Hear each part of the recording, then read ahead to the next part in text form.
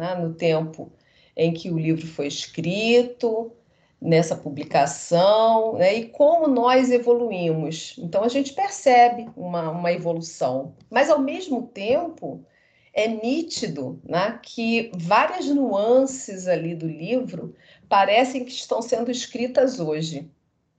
É a impressão que eu tenho, né? É a impressão que quando ele fala em agrotóxicos, quando ela fala, perdão, em riscos, em agrotóxicos, nós ainda estamos nesse caminho, né? Por incrível que pareça. Nós temos tecnologias limpas, tecnologias sustentáveis, a indústria evoluiu muito, as tecnologias evoluíram bastante, mas nós ainda utilizamos agrotóxicos, novos agrotóxicos, né, com uma outra capa, uma outra característica, mas que, na verdade, eles apresentam, né, condições tão ruins quanto os que nós viemos ao longo do tempo utilizando. Então, eu acho que isso é algo que a gente tem que começar a pensar, né? E observar que, na verdade, quando a gente fala nesse tripé de sustentabilidade, que é tão necessário, ao meu ver, né? Nós conseguirmos, na verdade, ligar aí a esfera ambiental, natureza, a esfera social, tão necessária hoje, né, para nós, pelo que nós estamos passando, e a econômica, que realmente é muito importante, e que nós não podemos, na verdade, desgarrar uma da outra. Então, é muito importante que a gente entenda isso. Mas, ao mesmo tempo, o que eu acabo percebendo é que esse econômico ele fica um pouco lá na frente, né? E o social e o ambiental ele fica um pouco aqui atrás, como tem sido ao longo do tempo. Então, eu acho que é uma coisa para a gente pensar, para a gente permear, né, algumas ideias e tentar entender, né, o porquê disso, coisa que a professora Luana já colocou muito bem, né, com uma grande maestria, observando que, na verdade, esses ODSs que nós temos aí para cumprir até 2030, ao meu ver, né, com a pandemia, eles acabam ficando mais, né, um pouco defasados. Por que mais um pouco? Porque já estavam, né, já estavam defasados aqui no Brasil, né, e pelo menos nesses últimos anos a gente percebe nitidamente isso, e eu acredito que fica um sonho um pouco mais distante para o nosso 2030. Então, cabe a nós aqui, né, com o curso de gestão ambiental, vocês principalmente, né, que estão fazendo parte disso daí, se apoderarem, né, desses conceitos, se apoderarem, na verdade, desse conhecimento e tentarmos fazer algo aí para poder melhorar, tá bom? Eu vou falando aos pouquinhos, mas eu quero que vocês falem também. Obrigada. Raquel.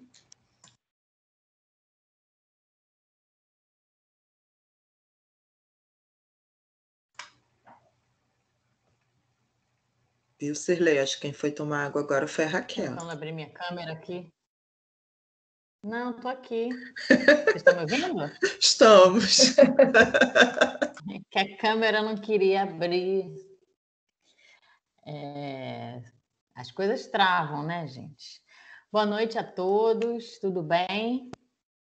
Que bom que vocês estão aqui, estou muito feliz pela presença de todos. Eu queria fazer, na verdade, mais uma provocação para os alunos, né? A gente... Tudo bom? Fábio, Jaqueline, Leandro. Se a gente pensar bem, a Rachel Carson escreveu esse livro na década de 60, né? Fazendo essa denúncia contra os agrotóxicos e mostrando e demonstrando, provando cientificamente todos os seus malefícios. E aí, a gente pula aqui, então, para a nossa realidade. Qual é a nossa realidade? Eu tenho uns dados aqui que, por exemplo, em 2019,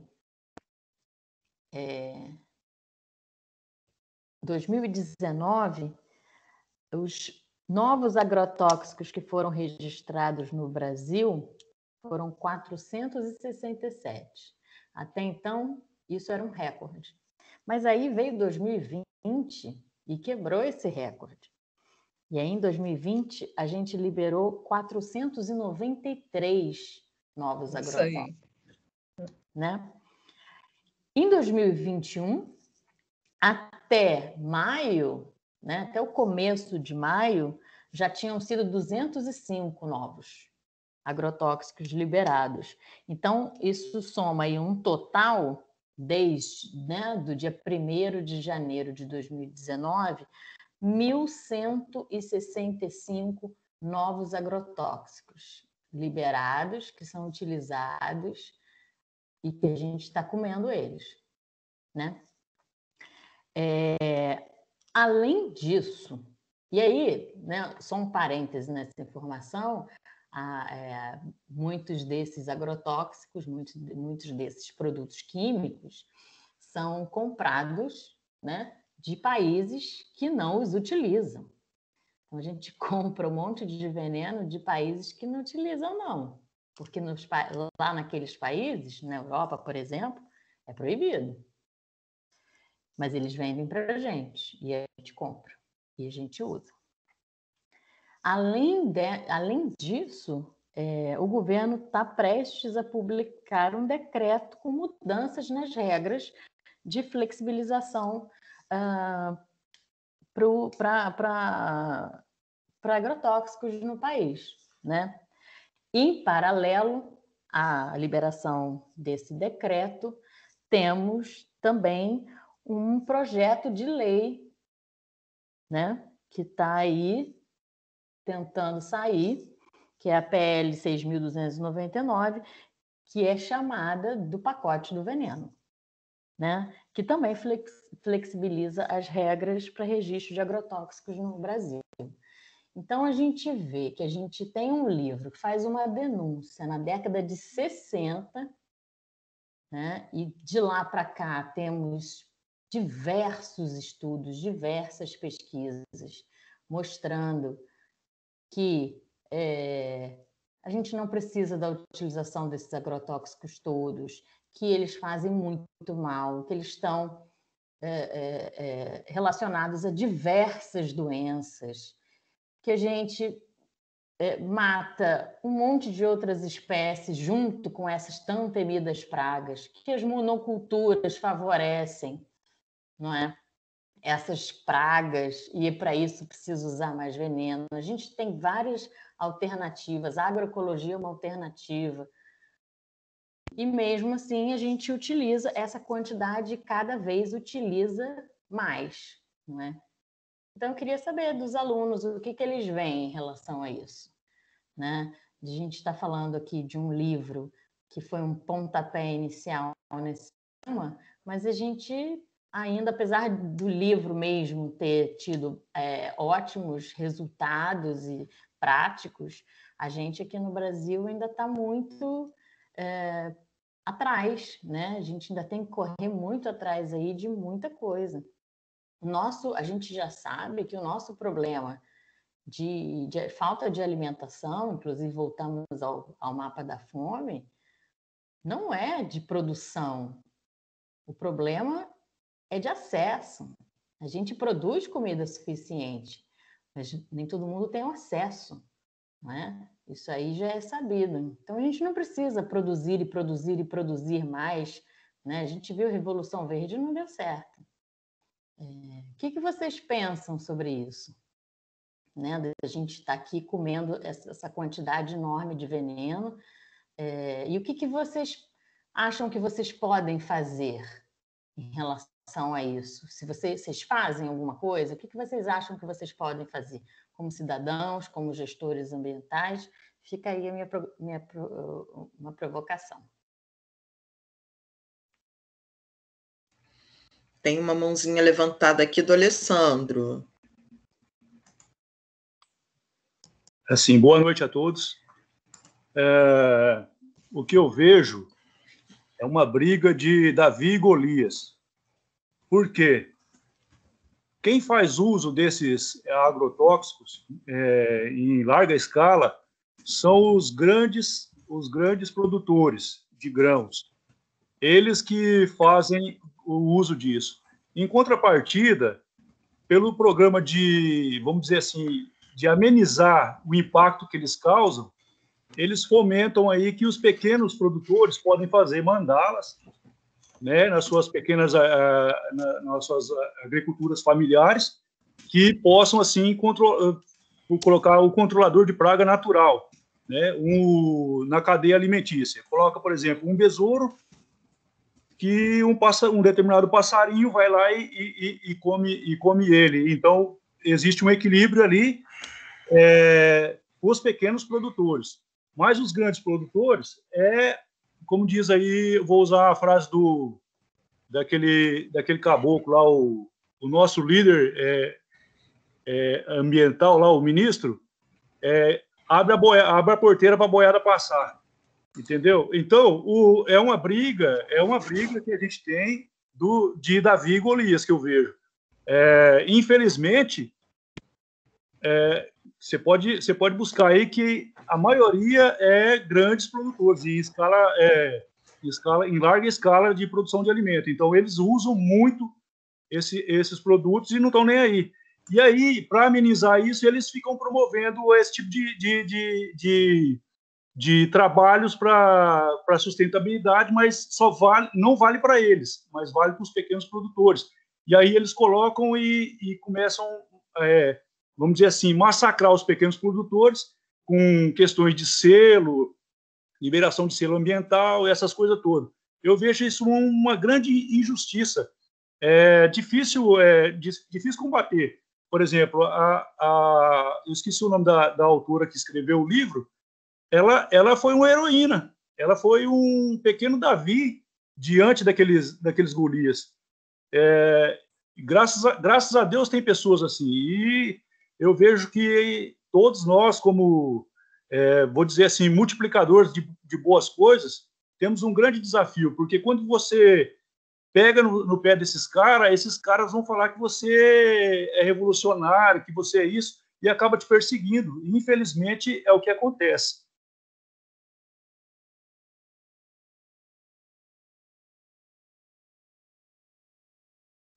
Alessandro, é isso, né? Eu acho que, infelizmente, a gente está, né? O capitalismo ele domina, né? E aí os grandes produtores, os que têm, né, o poder econômico, acabam dominando todo esse processo. A gente vê, por exemplo, essa questão da aprovação, né, de todos esses agrotóxicos aí que a professora Raquel falou. Foi uma pressão grande ali da bancada ruralista, né? Então, a gente tem, infelizmente, o poder público se rendendo ao poder econômico. Na verdade, eu não sei se em algum momento eles se dissociaram, né? E realmente acaba que os pequenos produtores, os agricultores familiares, né, aqueles que estão tentando um processo aí agroecológico, saem prejudicados aí nessa questão. Luana? Sim. Luana? Oi. A Jaqueline quer falar. Isso, acabou de levantar a mão. Jaqueline. Jaqueline quer Vai falar. lá, fala, Jaqueline. Pode ficar à vontade. Olá, boa noite a todos. Então, a minha opinião, eu acho o seguinte: todos nós deveríamos ter conscientização, né? Isso já vem de berço, né? Antigamente, quando a gente estudava, a gente tinha um ênfase em questão da natureza, de cuidar, né? De fazer a plantação do feijão junto ao algodão, reciclagem do lixo, né? Hoje em dia você não vê muito esse ênfase, por isso que eu acho que o mundo está assim também, né? Tudo fácil tá indo embora fácil, né? E eu acho que a solução seria que cada cidadão fizesse a sua parte, fazendo a sua própria hortinha em casa, de algum jeito, tendo alguma solução, né? Reciclando também os lixos, né? Pensando mais um no outro, né? Pensando na parte ambiental, que pode causar o desperdício de água, de tudo em relação à natureza, né? E a gente não vê muito isso, né? Embora tenha os comerciais e as propagandas, né? Mas as pessoas não têm mais aquele amor, você só vê a parte tecnológica, né? Você não vê mais aquela coisa assim, natureza, né? Que nem tirando a pandemia, né? Antes mesmo, você não vê mais aquela conscientização das famílias ir ao parque, né? Curtir a natureza, né? Um zoológico, essas coisas todas, né? Isso eu acho a minha opinião. Sobre isso que você falou, foi Jaqueline, né? Foi. Uma coisa assim, eu acho que tem muita relação com aquele processo que a gente costuma falar muito quando a gente introduz aí essa questão de ecologia, de defesa ambiental, que é o homem se vendo como dominador da natureza, né? É algo que veio, né, lá do início ali da nossa existência, né, desde que nós começamos a dominar ali a agricultura, né, novas tecnologias, e foi piorando com o tempo, obviamente. À medida que nós fomos evoluindo tecnologicamente, né, nós fomos tornando esse processo ainda mais difícil, mais sério, e, né, enquanto a gente não perder, né, não voltar, não entender que fazemos parte desse sistema, né, que é o meio ambiente, que é a natureza, que nós somos parte dele, que esse é o sistema inteligente, né, muito mais do que nós, as coisas não vão mudar, né? E aí eu estimulo muito, né, todos vocês que fazem gestão ambiental, que pensam, né, como futuros gestores, que lembrem-se de ter sempre a educação ambiental como uma das, né, dos braços aí dos projetos em que vocês forem atuar, porque enquanto a população em geral não tiver também o mínimo de consciência, vai ser, né, meio que inviável das coisas acontecerem. É verdade, Luana. É interessante como que ao observarmos, né, ao nosso redor, nós percebemos que, na verdade, a grande maioria das pessoas, né, não tem ainda a educação ambiental que deveria ter. Eu costumo falar que coisas básicas como que a Jaqueline, né? Acho que foi Jaqueline, que a Jaqueline colocou, ações básicas, ações de resposta que são que podem ser viralizadas, né? Que podem ser colocadas numa escola, na família, né? E a gente percebe que ainda falta muito. E agora, é um trabalho de formiguinha, mas é um trabalho que nós podemos levar adiante, devemos levar adiante, porque somos nós que, na verdade, vamos abrir para esse mundão aí que está com a gente. Eu fiz uma vez um projeto com um professor, e esse professor, um professor universitário, né? Eu vou contar essa história bem rápida, porque eu acho muito interessante. Um professor universitário trabalhando num local altamente voltado para a tecnologia, com todos os equipamentos possíveis e imagináveis. E, pasmem, na casa dele, propositalmente, não havia luz elétrica. Por ele próprio, por uma escolha dele, ele não tinha luz elétrica, não, obviamente, né, não tinha nenhum equipamento elétrico, lógico, né? Então ele vivia única e exclusivamente dos recursos naturais e vivia muito bem, né? Então eu acho que é uma coisa que a gente tem que pensar. Eu acho que nós consumimos muito, né? Nós estamos no mundo onde esse consumismo ele é desenfreado e, na verdade, vocês, né, mais do que eu, é a hora de vocês começarem a pensar e a agir, né, dentro de uma gestão ambiental, mostrando realmente que nós podemos, né? Nós podemos fazer, nós podemos caminhar, né? E mudar isso que está acontecendo aqui no nosso país. Beleza? Agora para o pessoal que não sabe falar. José Oscar, agora é você, meu amigo. Fala aí. Boa noite, boa noite. Infelizmente é isso aí que a gente está vendo a nossa realidade. Como a professora falou agora há pouco, o governo se curvando à vontade de uma bancada ruralista, entendeu? Que faz política com interesse próprio, né? E eu concordo plenamente quando se fala que eu costumo dizer sempre, trabalho com meio ambiente há mais de 10 anos, há 10 anos secretário de meio ambiente em 2 municípios diferentes, e eu digo que tudo com essa só vai ter rumo pela educação ambiental. Sem educação ambiental, nós não vamos conseguir mudar essa história. Infelizmente, nós temos hoje, né, forças, vamos dizer assim, forças ocultas aí, que prevalece, que está prevalecendo, né, através da mentira, através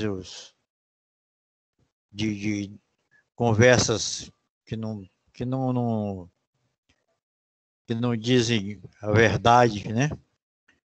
E a prova nós estamos vendo aí esse famoso gabinete do ódio que espalha notícia do jeito que ele quer.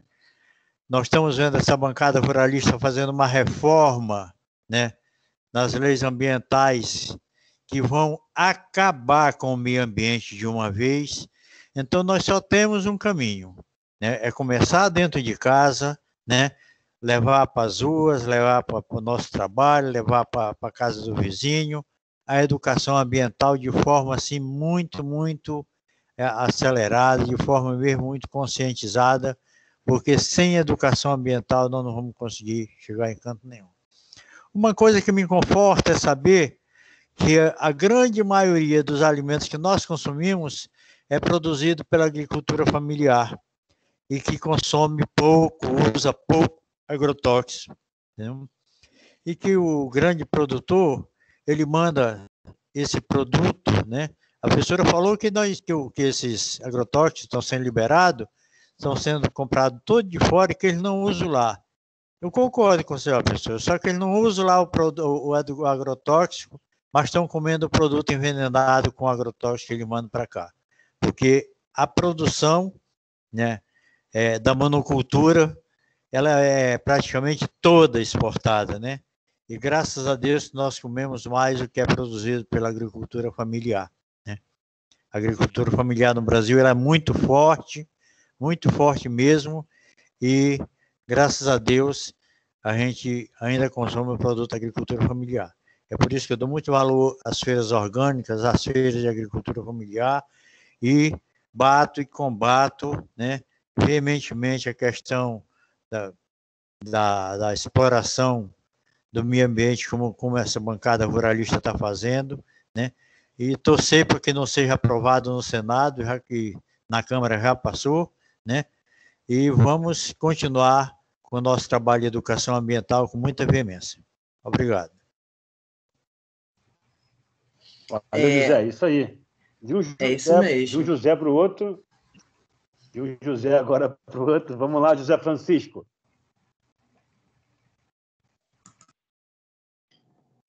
Então, boa noite ao corpo docente e os colegas discentes do curso aí. Boa noite, querido.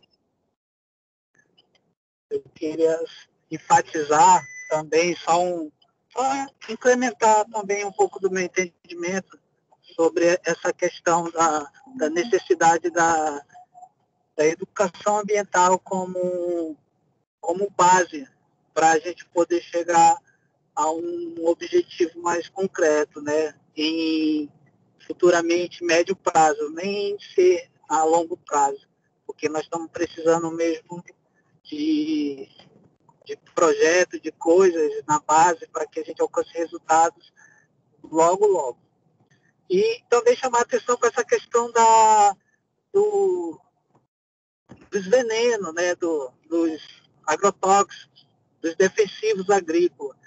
Justamente para essa questão que não só o grande agricultor, não só a agricultura comercial mesmo, mas também na agricultura familiar já está se implantando essa cultura.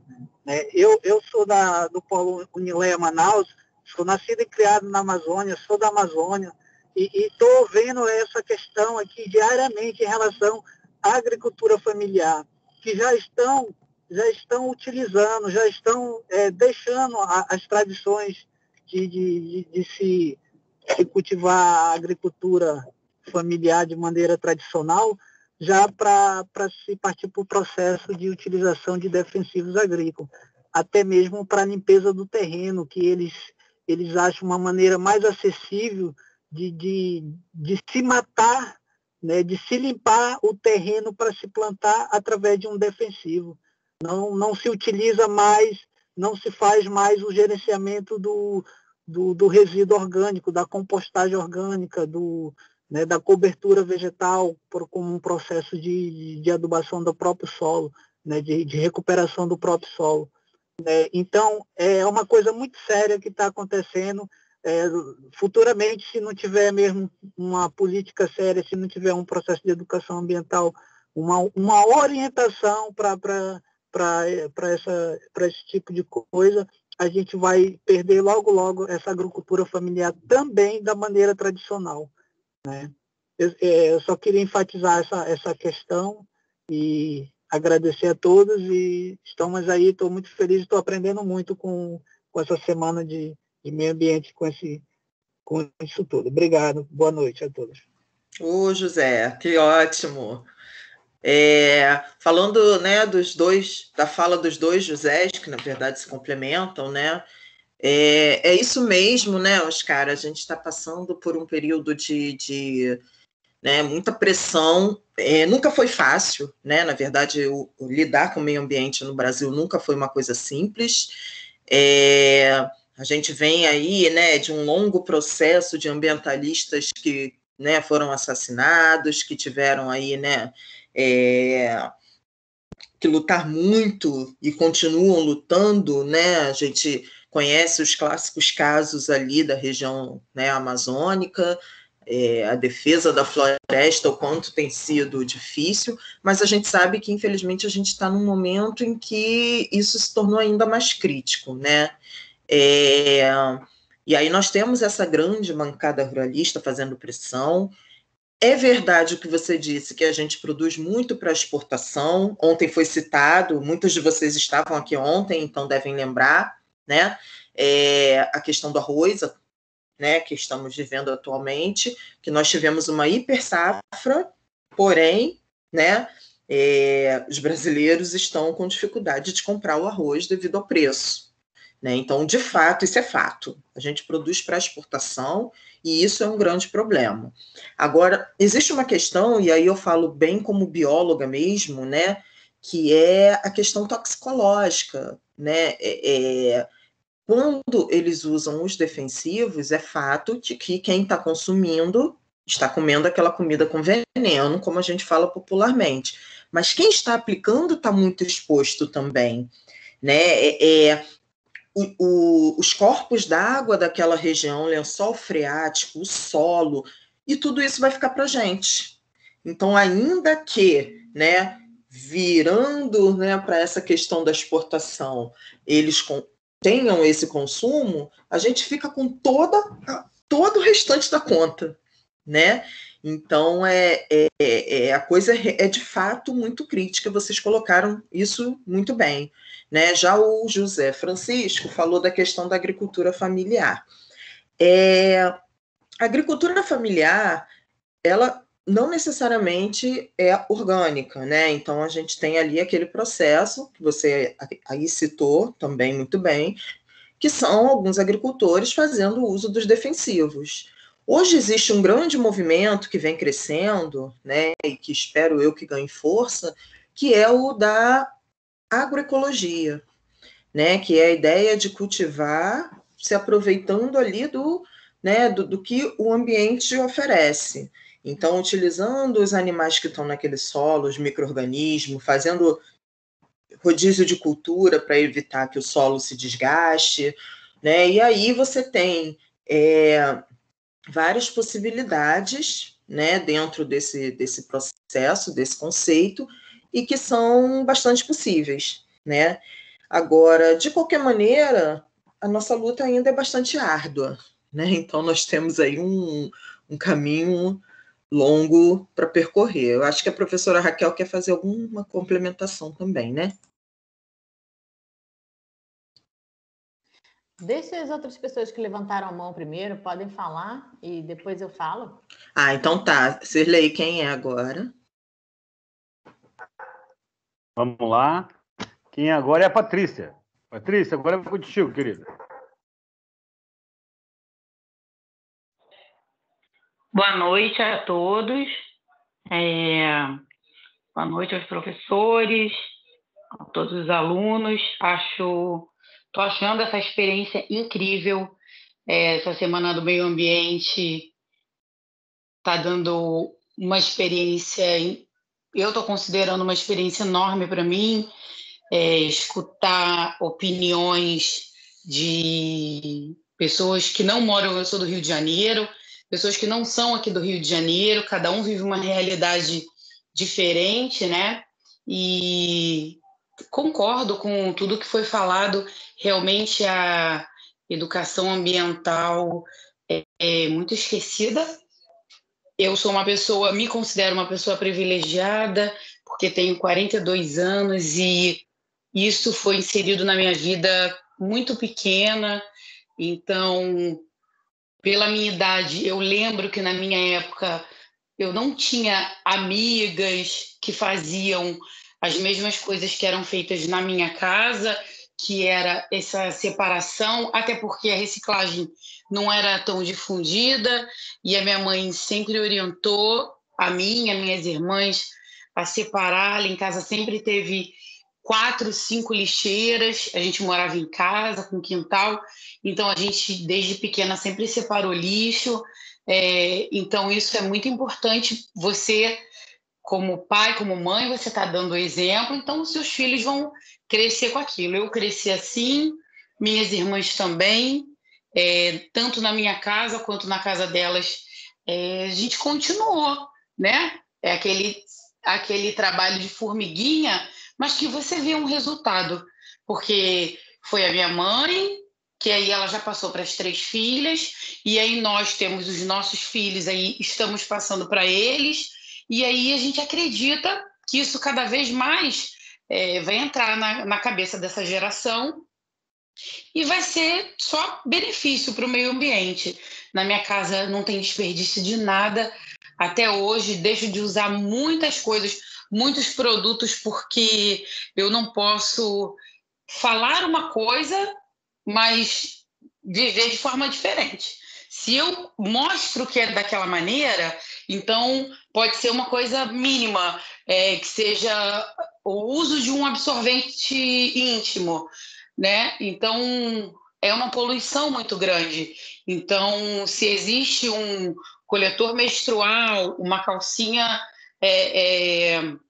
que você vai lavar para reutilizar, vai diminuir o impacto no meio ambiente, eu sei que vai, então eu tenho que fazer uso disso que o mercado está oferecendo.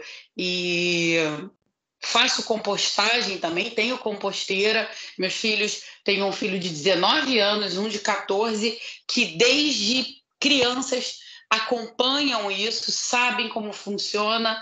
Então, esse trabalho de formiguinha dentro da nossa casa, influencia, porque influencia os amigos que vêm na sua casa.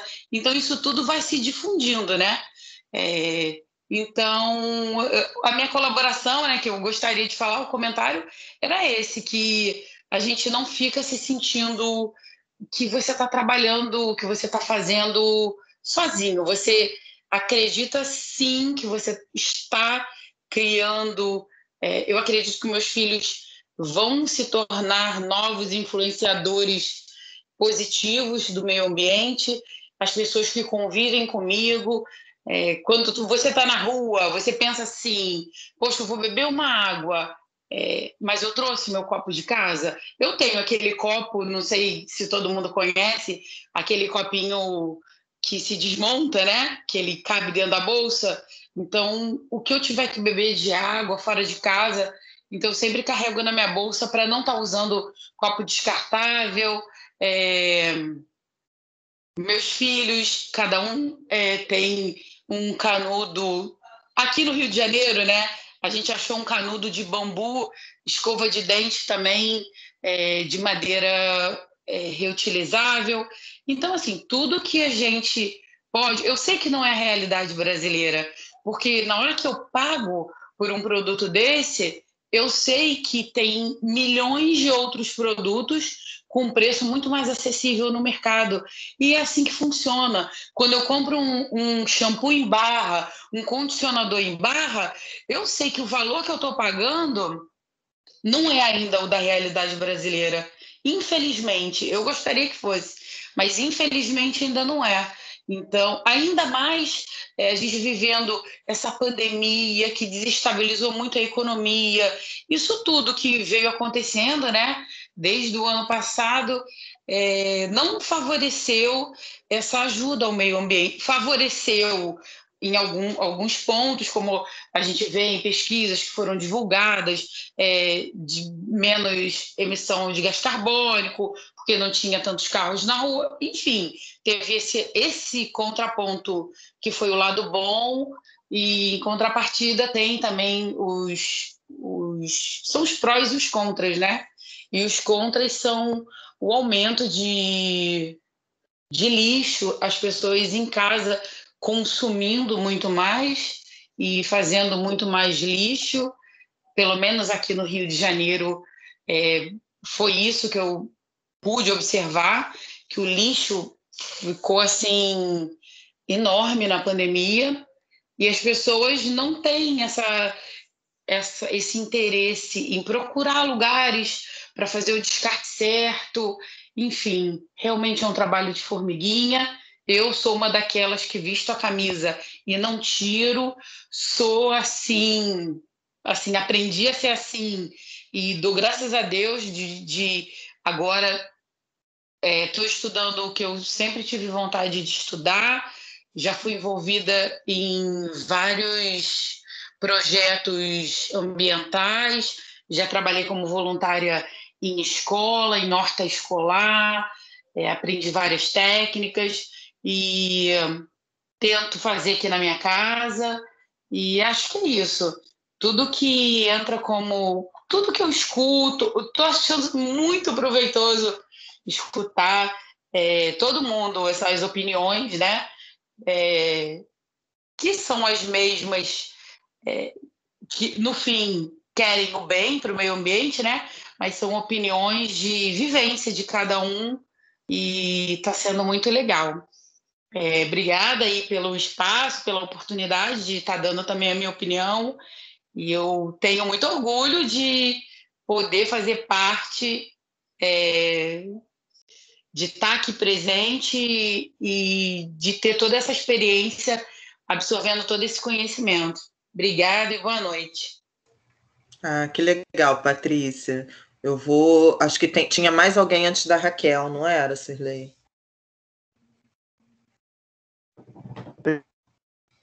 Tem o Leandro. E quero falar que foi interessantíssimo. E, gente, não vamos fazer menção do copinho, não, que esse copinho é antigo, vai denunciar nossa cidade. Leandro, abafa, cara. Irmão. Boa noite, boa noite. Falando só sobre a questão mesmo dos agrotóxicos, que os países eles têm assim, uma fala ecológica mesmo só até o ponto que não impacta na economia. Isso é bem claro e evidente. Assim como esse país que não utiliza o agrotóxico, mas vende para o Brasil, provavelmente é um país e um dos países que estavam lá na reunião do Rio e em prol do meio ambiente, e ele sabe que esse agrotóxico vai ser usado aqui no Brasil. Então, ele está preocupado em cuidar da parte dele, mas está preocupado com o mundo em si, né? Porque se vai ser utilizado aqui, vai ter um impacto ambiental, né? Então, no país dele, não vai ter aqui. E, posteriormente, como o José disse, talvez até compram da gente e a população deles acabam consumindo negócio contaminado. Então, quando esses países veem a oportunidade de lucro, eles esquecem essa parte ambiental. E o Brasil, né, acho que a principal economia mesmo é a agricultura. Então, por que aumentar os agrotóxicos? É que a questão é que, se diminuir isso, significaria aí centenas, milhares, talvez milhões de perda em vendas, né? E essa é a questão principal. A ideia desses grandes agricultores é sempre aumentar e não reduzir, mesmo que isso cause um impacto aí terrível.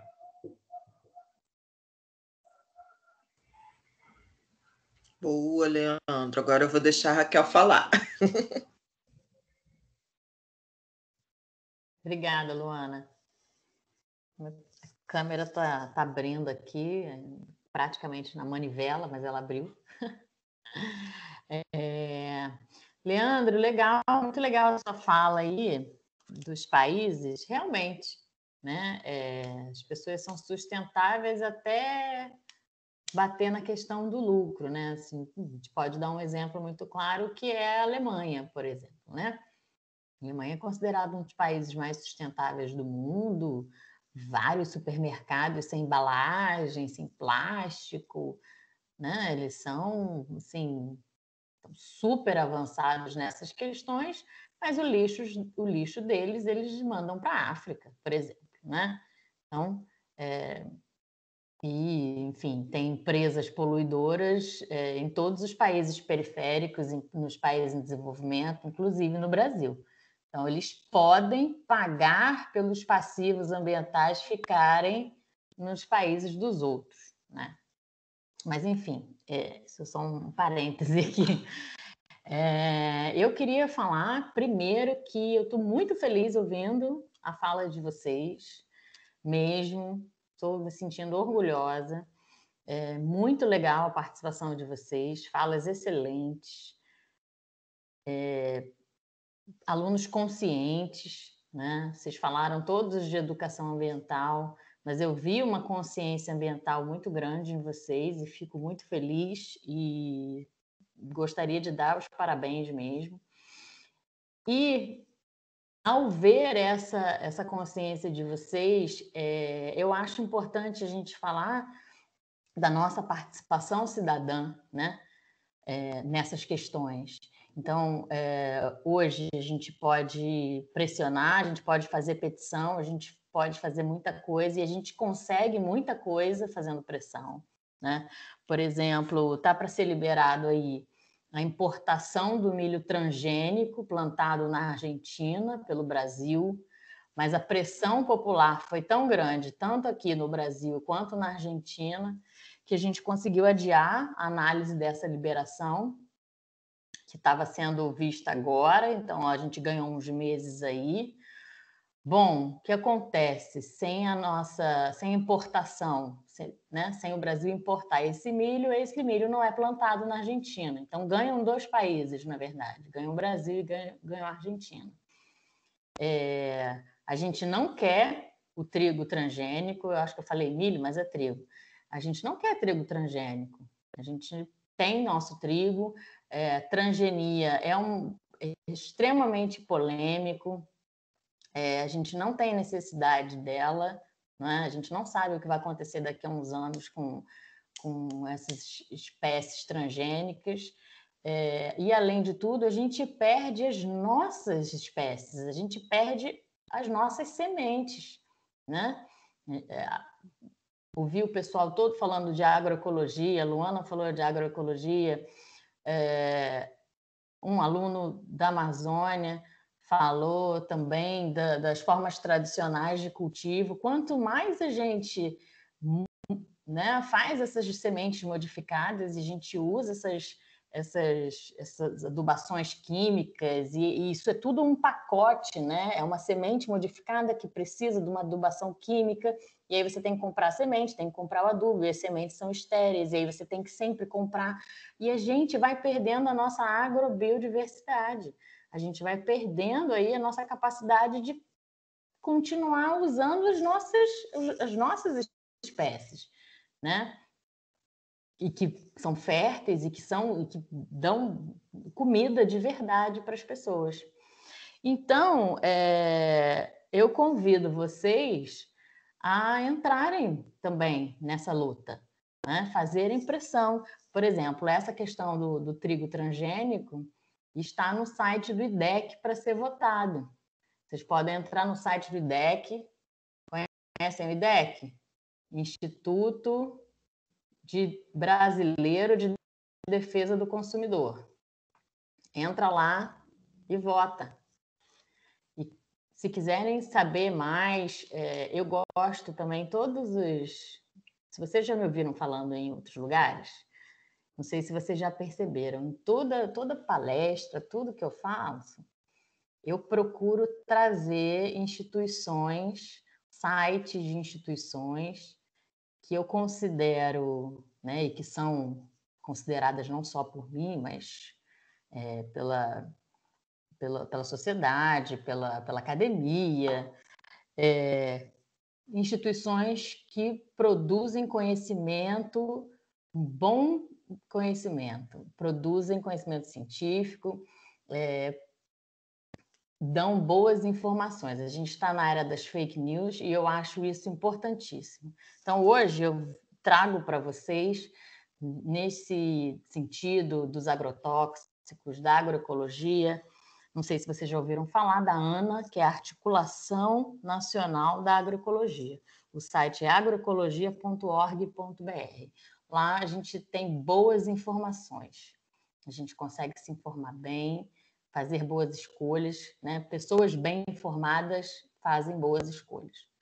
Então, convido vocês a entrar nesse site e aprender um pouquinho mais sobre esse tema, até para a gente poder defender aí os nossos direitos, né? Nosso direito de comer comida de verdade, de não comer veneno, de não comer transgenia, da gente poder saber o que a gente está comendo, e a gente tem que participar ativamente dessas questões.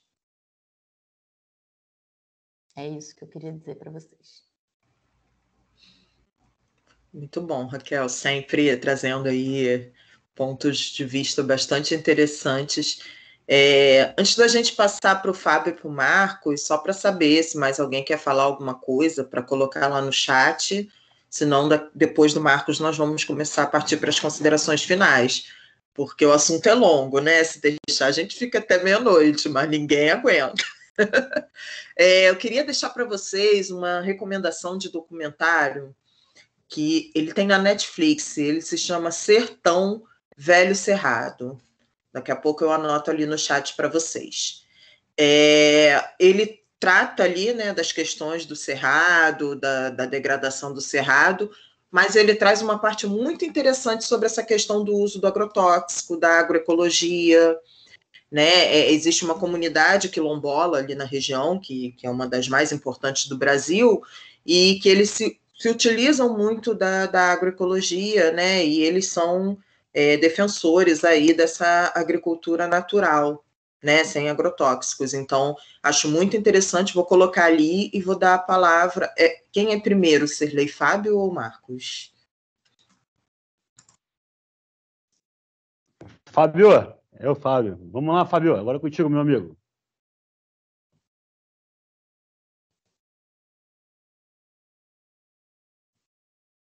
Cadê o Fábio, gente? Fábio, se Fábio não estiver presente ou tiver algum problema, Marcos, pode falar, meu amigo. Pessoal, boa noite. Gostaria de agradecer, né, o conhecimento que estão passando para a gente, a discussão muito válida, ainda mais que temos que ter uma consciência, né, ecológica, todos os pontos, né, desde casa, trabalho, né, com os vizinhos, acho muito importante. Eu até coloquei no chat, né, que a gente falou da Europa, da Alemanha, né, que eles mandam os insumos aqui para o Brasil e eles mesmos não fazem. Por exemplo, foi a Volkswagen, né, algum tempo atrás, criou uma fake news, né, falsificou as emissões dos motores, né, para a comunidade europeia, né, e acabou enganando todo mundo. Depois foi verificar que estava tudo errado. Então, eu acho que, a princípio, somos todos enganados, né? A gente tem que ter isso em consciência, né? Na consciência, para poder lutar contra isso, né? Não pode jamais baixar a guarda nessas questões. E agradecer novamente vocês. Boa noite. Oi, Marcos, é isso aí, né? A nossa luta ela é muito árdua. É importante que vocês, né, enquanto profissionais e futuros profissionais, pensem tecnicamente nas possibilidades, né? O gestor ambiental, ele se diferencia, por exemplo, do engenheiro, porque o gestor ambiental ele vai trabalhar diretamente com, né, a manipulação dessas questões, né? Então, a aplicação da lei, né, a verificação da legalidade das coisas, essa luta da educação ambiental, o engenheiro já se preocupa mais com os processos, né? Então, eu particularmente acho que o gestor ambiental nessa luta de proteção acaba tendo um papel ainda mais forte, né? Então, é bem por aí mesmo, né? Eu acho assim, eu estou achando muito legal as falas de todos vocês, principalmente como a Patrícia apontou muito bem, né? Aqui na Unilei a gente tem uma coisa que eu acho muito vantajosa, que é essa questão de termos alunos do Brasil inteiro.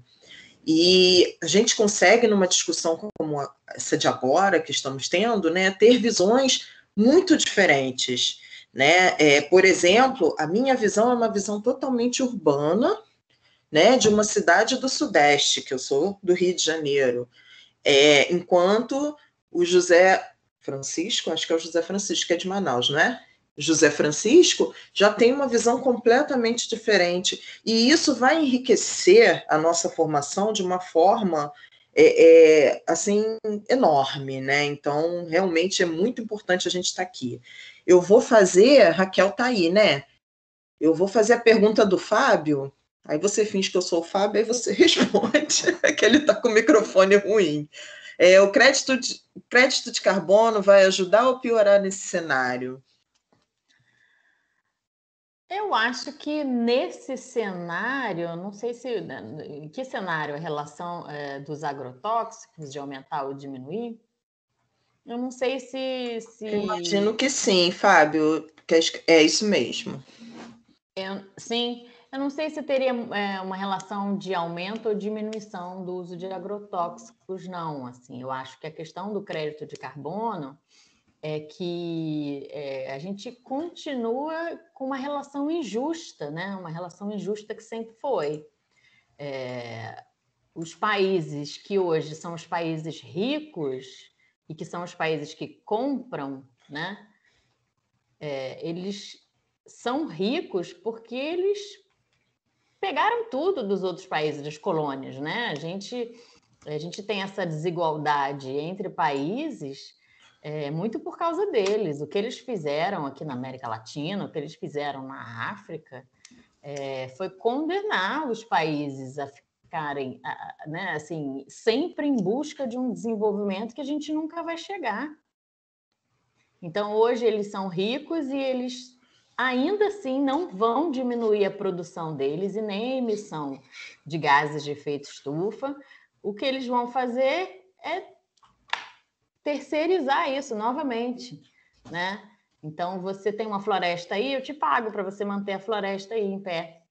Mas eu não vou diminuir a minha industrialização, eu não vou diminuir o que eu ganho de dinheiro. E a gente continua nessa, né?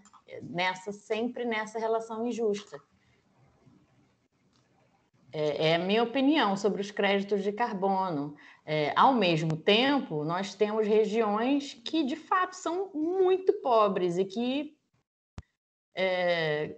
podem ser que consigam ter um pouco de vida melhor por causa desse dinheiro aí, não é? O que me preocupa no crédito de carbono, né, justamente essa questão que a Raquel apontou, porque existe essa possibilidade de troca. Embora o Acordo de Paris tenha, né, trazido aí uma dificultação, vamos dizer, né, a essa troca, porque o que acontece? Eu vou explicar assim muito rapidamente, né, muito en passant. O crédito de carbono, ele é um mercado, né, onde as empresas pagam, né, um valor àquelas que conseguem não emitir, né, certa quantidade, ou países pagam a outros países.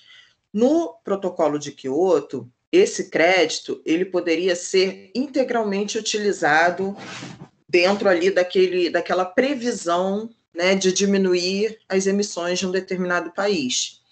Né? Então, por exemplo, os Estados Unidos eles poderiam pagar ao Brasil, né, um determinado valor, porque o Brasil tem grandes florestas e sequestra muito carbono. E aí, esse valor, esse número de conservação, né, iria para os Estados Unidos e não para o Brasil. O Acordo de Paris tirou, né, essa integralidade. Ele deixa ali o crédito de carbono como uma das coisas que podem ser utilizadas no alcance das metas de redução, né? Mas aí me preocupa essa barganha que a Raquel comentou, né? Porque a gente vem dessa questão exploração já de muito tempo, né? O Brasil, todo mundo sabe, foi colônia, né, de Portugal, e desde então a gente vem sendo explorado. Nós não somos os únicos, tem países em situações muito piores que a nossa.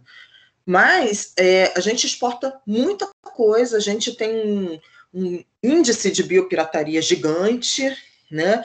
Nós temos vários e vários trechos aí, tanto relacionado à água quanto às florestas, essa questão aí das madeireiras, né?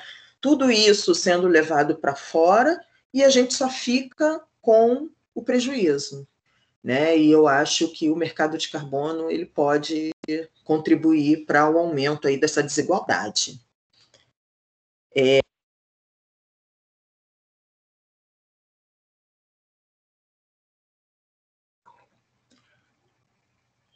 Fábio, as agroflorestas em escalas produtivas, eu acho que se implantar uma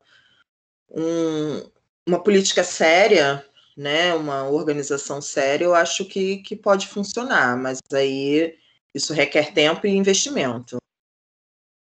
Quem é o próximo, Sirlei? Oi, Luana. Me perdoe se eu não pronunciar seu nome correto. O Albert, é você? O próximo.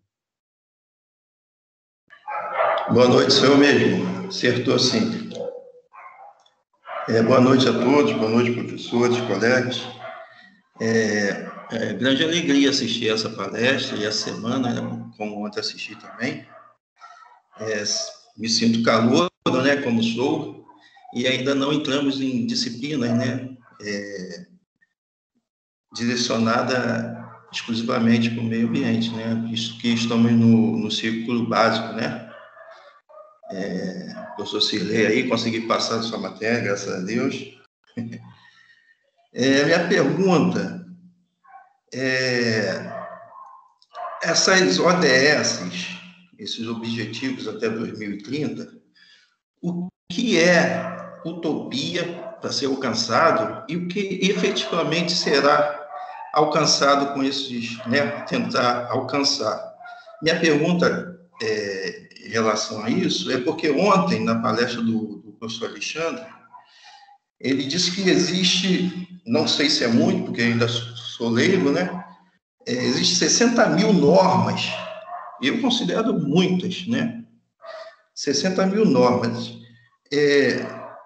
Essas 60 mil normas, eu vejo o nosso, né, tratamento no nosso ambiente, meio ambiente, como se tem dado aí, né? Tem feito. Esses 60 mil normas e outras tantas leis, elas servem para proteger o meio ambiente ou legitimar o desmatamento, o seu uso ilegal? Essa é a minha pergunta. Alô? Estamos aqui. Raquel, quer falar? Eu perdi um pouquinho do áudio dele. Será que você pode repetir? Assim, ontem, eu vi assim a ODS, eu não sei, até isso ela escutou, né? Essas leis, esses objetivos a serem produzidos até 2030, tentando alcançar. Existe uma utopia, né? Aquilo que a gente quer alcançar. E o que existe o que pode ser alcançado realmente, né? Com essas leis, para que não se tornar só mais uma norma, né? Que foi colocada com o professor Alexandre ontem, 60 mil leis, e eu acho que não serve para muita coisa, porque senão nossas matas, o nosso meio ambiente não estaria tão maltratado. Valber, Oi. as ODS são Objetivos do Desenvolvimento Sustentável. Elas são metas, né? E cada objetivo tem várias metas. Na verdade, isso é um compromisso que os países assinam e conversam e debatem, né? Para a gente conseguir viver de melhor forma, para a gente conseguir reverter questões de aquecimento global, as mudanças climáticas e enfim, diversas delas são compromissos, né, dos países. Elas não são leis, né, infelizmente. Porque se fossem leis, talvez a gente estaria de uma forma melhor. Mas aí é que está. Então, assim, são compromissos, né? Eles assinam lá, apertam a mão, mas, enfim, cada país tem as suas leis e vão cumprir ou não essas ODS, certo? A gente gostaria que todos cumprissem, a gente gostaria que o nosso país cumprisse, mas principalmente o nosso país eu acho muito difícil. São acordos e metas que seriam possíveis se tivesse seriedade, né? Por isso que eu citei, desculpa, professor, por isso que eu citei essas 60 mil normas, né, que já existem aqui no Brasil. Porque não adianta ter o papel e não fazer cumprir, né? Então, eu até iria fazer essa pergunta ontem, mas o tempo estava muito avançado e não fiz. Porque existem 60 mil normas, não sei o quê, mas não existe não existe fiscalização, ou essas 60 mil normas, algumas delas servem mais para prejudicar o meio ambiente do que proteger, né? É verdade. Mas quando você não quer cumprir as leis, a primeira coisa que você faz, né? Por exemplo, entra um governo, se ele não quer cumprir a legislação ambiental, se ele tem uma agenda de destruição ambiental, qual é a primeira coisa que você faz? É atacar os órgãos fiscalizadores. Quais são os órgãos fiscalizadores de meio ambiente? IBAMA, o ICMBio, os órgãos estaduais. No caso do Rio de Janeiro é o INEA. Se você olhar a situação dos órgãos ambientais no país hoje, tem gente que foi exonerada, né? Muitos foram exonerados, não tem recurso para botar gasolina nos carros, para fazer ronda nenhuma. Não Fora os riscos de vida, né? Não tem concurso. Às vezes eles são sequestrados pelos garimpeiros. Exatamente. Essas coisas acontecem. Eu estive num assentamento em Minas Gerais no começo desse ano, fazendo um trabalho, um assentamento do INCRA. O técnico do INCRA falou comigo, né? Assim, e o assentamento estava sofrendo tem um monte de problemas, sofrendo várias invasões, etc. E o técnico do INCRA me disse que eles não têm recurso para botar gasolina nos carros para fazer o trabalho deles. Então, como, né? Assim, se você pensar bem, para quem não quer que o trabalho funcione, é só cortar a verba, porque eles não têm como trabalhar. É verdade. É assim. Alessandro, você quer falar? Você é o último, a gente vai ter que partir para as considerações finais. Está muito interessante, mas precisamos descansar, né, minha gente? A gente tem que dormir, né? De vez em quando, pelo menos. Não, eu só quero agradecer. Eu só fico assim, satisfeito com que a gente está aprendendo as ideias, e eu concordo com vocês também. Esse tema, aliás, todos os temas são pertinentes, e nós levaríamos a eternidade conversando aqui, e seria bom, mas somos seres humanos e precisamos descansar. É verdade. Agradeço mais uma vez. Eu também tive um longo dia de corrida. Imagino, todos nós, né? A gente está sempre na correria. Verdade. Bom, então eu vou pedir à professora Raquel. A professora Maria de Lourdes tinha caído, não sei se ela conseguiu voltar. Tá. Voltou. Então vou pedir só para vocês ligarem as câmeras para a gente poder fazer as nossas considerações finais. Sirlei, eu não sei se está com câmera, né? Mas se tiver também, só para a gente poder se despedir.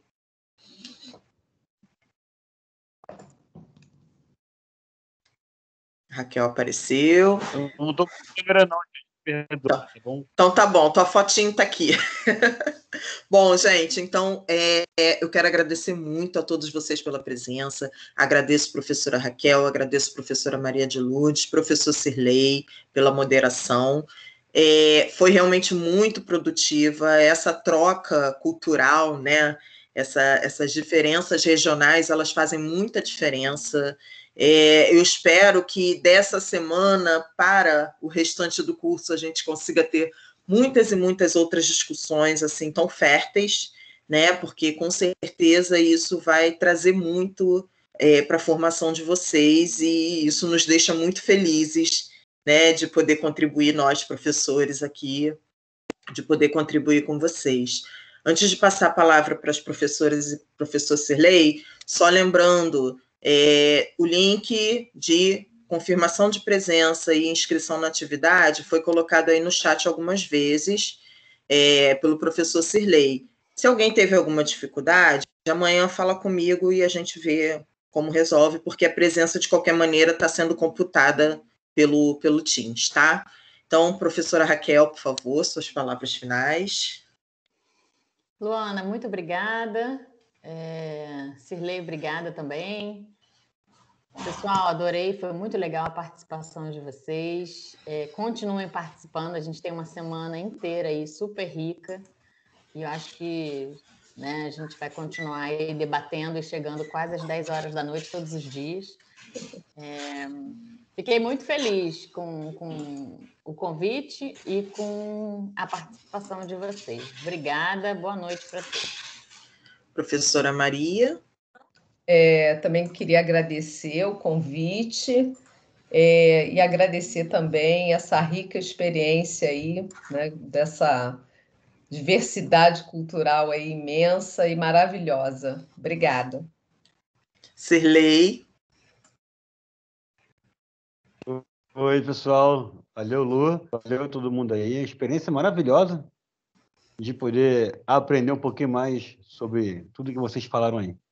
Deixa eu fazer só um adendo aqui, que eu não sou o terror dos calouros, pelo amor de Deus, gente. Esse pessoal da matemática acaba com os alunos. Os alunos me procuram desesperadamente por causa da matemática e da estatística. Mas ele tem um bom coração, tá, gente? Mas é o terror, sim, tá, Sirlei? Eu passei, mas é o terror. Que isso, cara? Tô nada, rapaz. Passei, graças a Deus. Amém. Queridos, então uma boa noite, fiquem bem. Espero vocês amanhã. Amanhã, novamente, é 8 da noite, mas amanhã, quando eu fizer a divulgação, eu vou botar o horário em destaque para ninguém se perder, tá? Boa noite, fiquem bem.